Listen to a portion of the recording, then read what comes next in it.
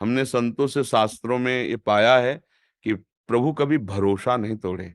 जैसे आपका भरोसा ना कि इस जंगल से निकलना है, अगर कुछ होगा तो भगवान बचा लेंगे, निश्चित भगवान बचा लेंगे, निश्चित।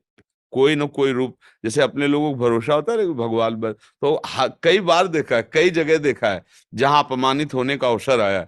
जैसे एक बार हम महोबा से, कई बार बताया सत्संग में कि ट्रेन में, या तो अब हम संसारिक पढ़ाई तो ज्यादा पढ़े लिखे हैं नहीं, तो अब अंग्रेजी से ज्यादा लिखा तो हमें नहीं आता, मतलब ऐसे मोटे मोटे लिखा हो कि ए ओ या ऐसे, फिर हम उसका अटकल लगा के ऐसे बता सकते हैं कि ये कानपुर लिखा है, ऐसे पूरा ऐसे, मतलब नहीं क्योंकि गांव की पढ़ाई थी और 9 तक पढ़े, तो उन्होंने टिकट दिया। हम कभी जानते नहीं थे कि टिकट की कुछ क्लास भी होते हैं, और बैठा लिया मुझे अच्छे वाले उसमें, वातानुकूलित कक्ष में।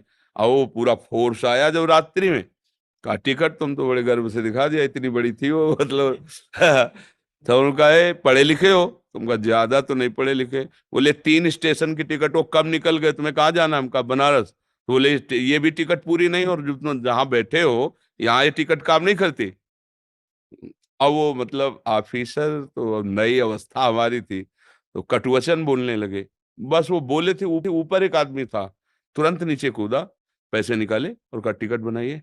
तुरंत टिकट बनाया और दिया। बोले बाबा जी आप आराम से बैठिए। तो वो चले गए। ये कौन कर रहा था? एकदम आश्चर्यचकित हो गए कि हो सकता था वो थप्पड़ मार के उतार भी देते, भाई उनका अधिकार है। लेकिन ये कौन था जिसको हम जानते नहीं, जिससे हमने कहा नहीं? कौन था? वही था जिसका भरोसा था। किसी रूप में वो आकर के तत्काल सवाल, पूरे जीवन में देखा है कि अगर भरोसा है तो प्रभु कभी भरोसा नहीं तोड़ते, कभी नहीं तोड़ते।